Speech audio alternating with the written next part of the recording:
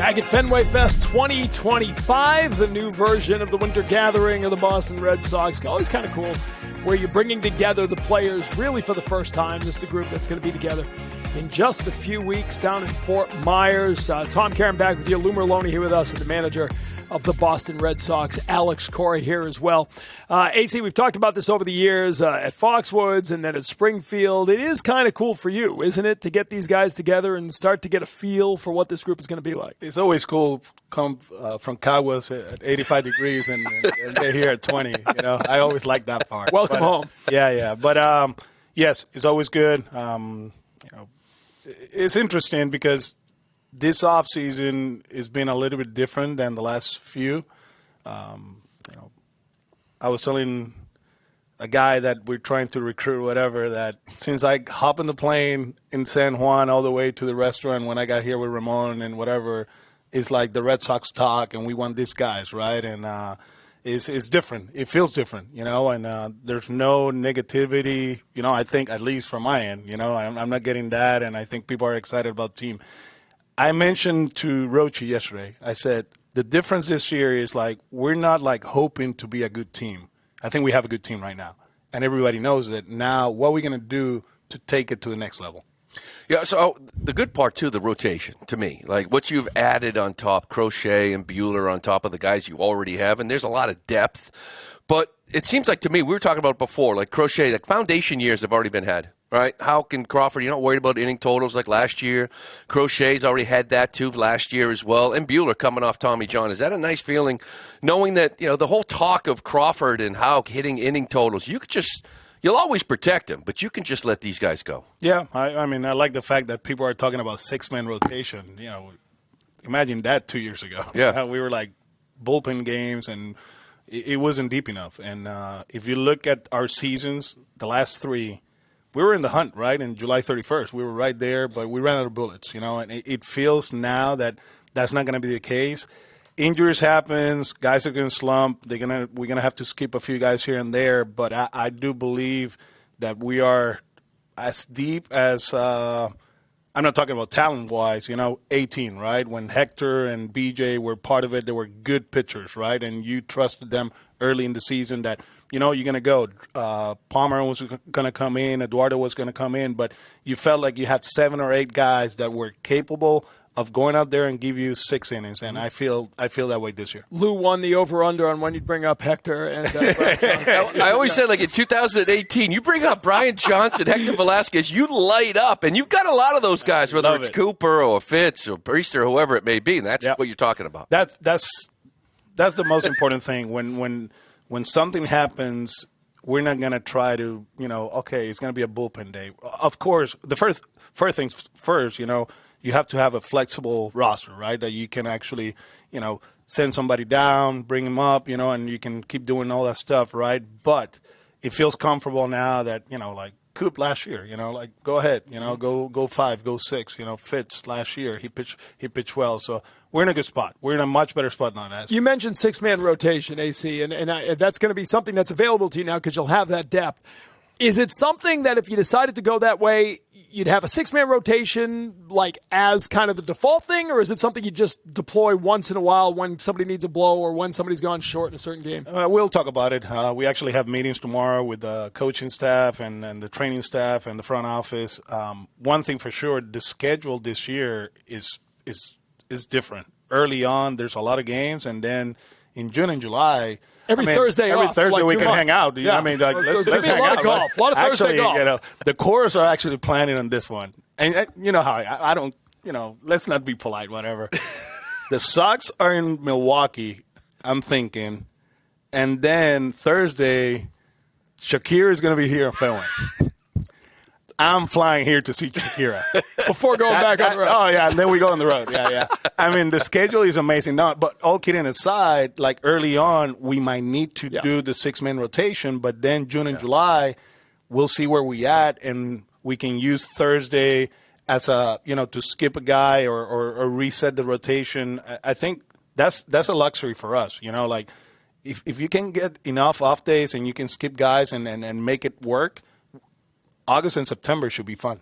Yeah, so offensively is probably the one area, right, Yes. that we're waiting to get addressed here. Like Tyler O'Neill leaves, but that 33% K rate kind of walks out the door too.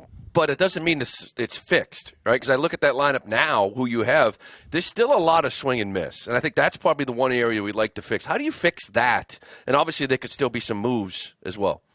I think it starts with health. The swing and miss part of it was big early on. Then we kind of we were better halfway through it.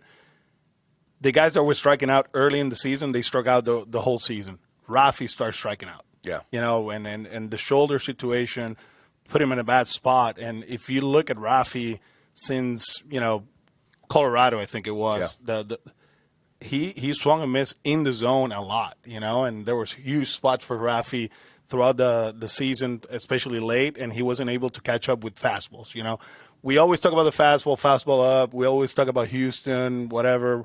But what was going on, it was, that's not him. So having Rafi healthy is going to help. During the offseason, there were a lot of plans, a lot of things that the guys needed to do, to fix their swing. One of the things that I told Pete and the group, we got to recognize which fastball you don't hit. And we work on that in the offseason. If it's a four-seamer, work on the four-seamer. If it's a cutter, work on the cutter, right? Maintain your strength, but you have to work on your weaknesses because I think the league is at a point, throw your best stuff as much as possible and you get the results. Last year, I felt like teams made adjustments against us.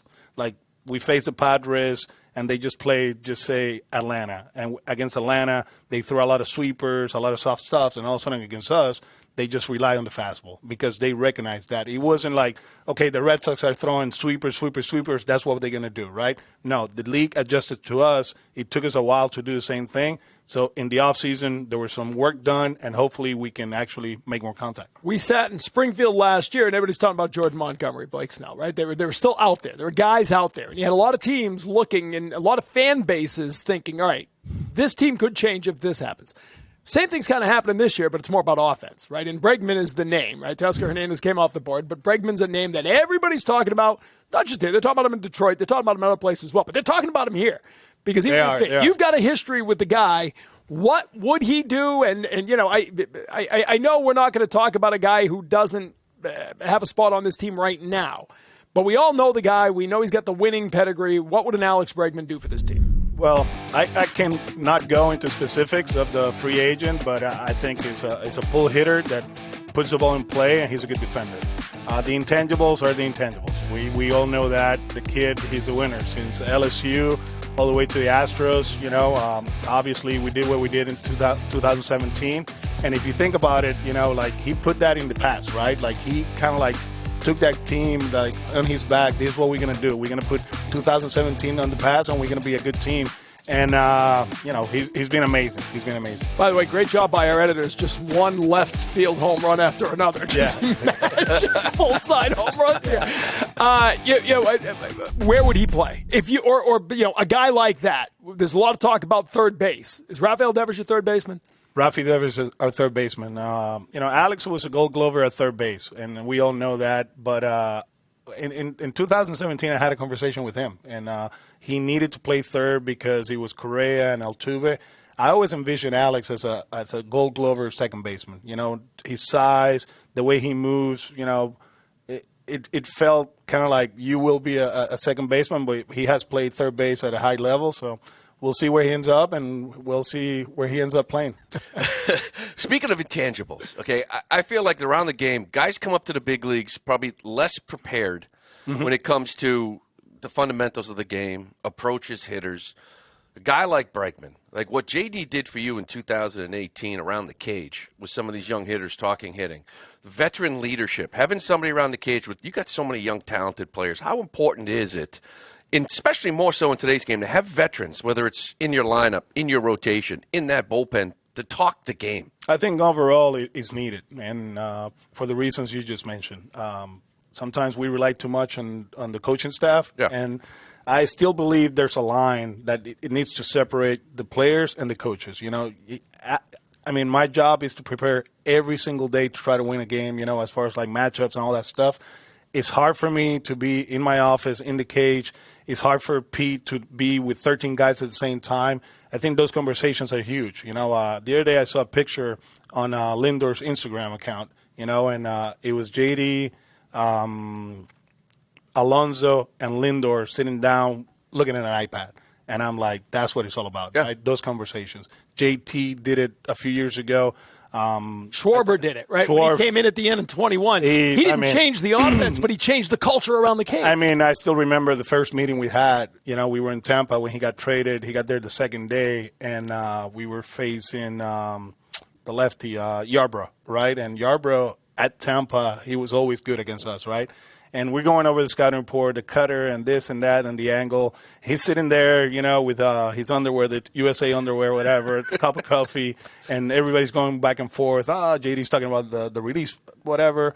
And at the end, Pete's like, Timmy goes like, anybody else? And Kylie's like, guys, this guy stinks.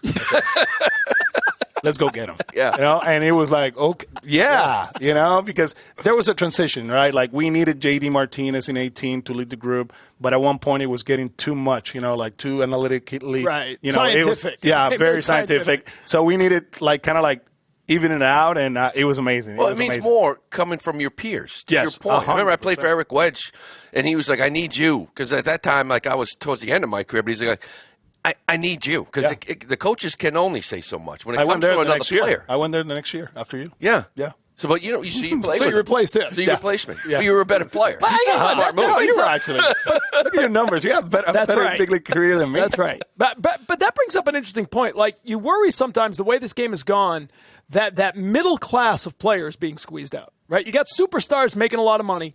You got a lot of teams keeping guys on the minimum so that they can pay the superstars. I honestly think. But like Rob Refsnyder, as an example here, Lou Merloni and Alex Cora, they're getting squeezed out of the game. We'll be playing Mexico right now. Yeah, I wouldn't be in the big leagues. Brock Holt. Yeah. Right? Right? Like Brock Holt was a winning player, a leader in the clubhouse.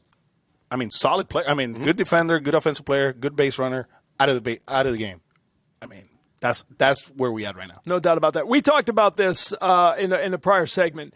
The American League East, not only have you improved yourself, the rotation is better. We know that. The bullpen's better. The American League East has kind of gone through a shift, right? Corbin Burns is out of the division. But you had a good point before about Toronto. The pitching's back, but you don't know what's going on there. Tampa Bay, Kevin Cash says, I don't know what. We're going to play at George Steinbrenner Field. We'll see what happens. Yankees are the Yankees, but it's kind of there for you guys to get back in this thing, isn't it? Yeah. I'm going to throw you a knuckleball or a curveball.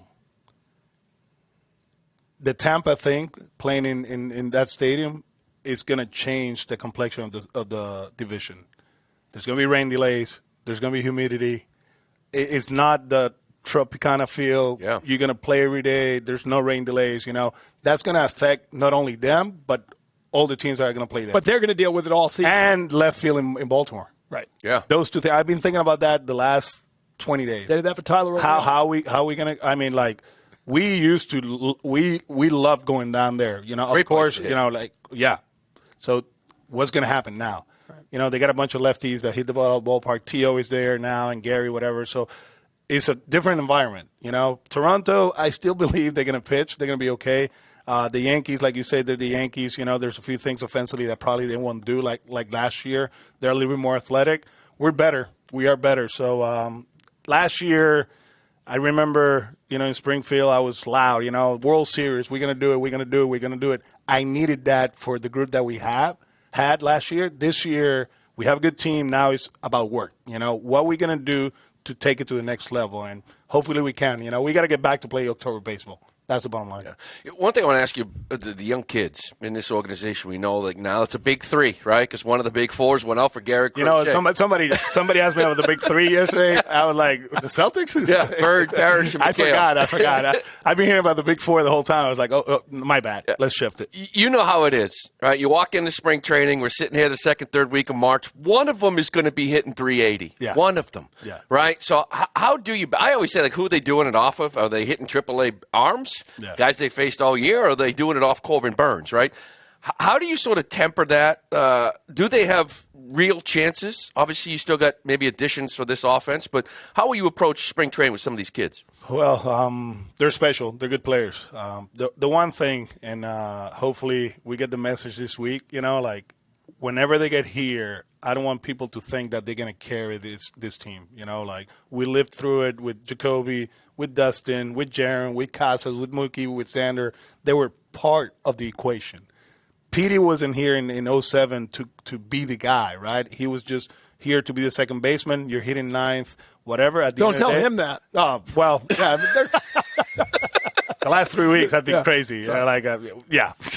But he ended up leading off, hitting second, whatever, and that's what we're trying to accomplish here. These guys are going to be established big leaguers if they're healthy. The kids were up there, and they were upstairs, and on YouTube I go, well, you know what? Let me take a look at the highlight reel of Roman Anthony. I was like, oh, yeah, that's good. You get excited, but in spring training they're going to play. We always do that. We did it with Valdi. We did it with Abreu. We've done it with Casas, Rafaela. They're going to get at-bats. What happens next, we don't know. But at one point, I truly believe that somebody out of those guys, they're going to come up here and they're going to contribute. All right, I want to ask you finally, this is – I always remember in I forget, it was either 04 or 07, they won the World Series, and then the next year, opened on the road, long road trip, and, every day you go, we're the world champ. We're the world champ. Yeah. Very different this year. You're coming off 3 straight playoff years, but as this season begins, as this spring training begins, this Netflix documentary is going to come out. And there's going to be stuff. I don't know what you've seen of it so far. It's out of your hands now. What you said. I know what I said. But. I know what you said, but you don't know what everybody else said, right? Yeah. So there's probably going to be some stuff coming out of that people are going to talk about at spring training. Have you thought that through yet? Are you going to have a conversation with the team about, these are going to be storylines that are out of your control because they happened last year, but they're going to become storylines when they come out on Netflix. Yeah, we'll talk about it in spring training, in the meetings, and what was said, it's something that as an organization, we signed that contract and we were exposed, right? And I think the way they portray it, we're going to look good. I was like, how are you going to make a 500 team look good on Netflix? And they're like, we guarantee we're going to look good. So everything I'm hearing it's been great, and a lot of energy, a lot of stories, It's not the story of the 2024 Red Sox. It's kind of like the stories within the team, which is fun and looking forward to it. So no one's come up to you and said, just to warn you, I may have said too much. Nah, okay. Or probably they're gone. And that would be Tristan Casas. Tristan. I was thinking of Tristan. Does not come to you. Yeah, or they're not here anymore. Yeah. Listen, NESN's been making me looking for 29 years. They can do great things with that. You're going to be okay. Is that long underwear? Are you're ready for it? You're ready for it. This is great. But it's not Puerto Rico. There's no doubt about that. No. All right, people are waiting for you. AC, thanks for dropping by. We appreciate it. Thank you. Happy New Year, let's have a great season. All right, let's go. It all starts here. Winterfest here at Fenway Park. Fenway Fest 2025. We got to make an Alex Cora ice sculpture. I want to see that because that's what he feels like right now. He feels like Wally encased in ice. We'll take a break, come back with more. Our coverage from Fenway Park continues after this.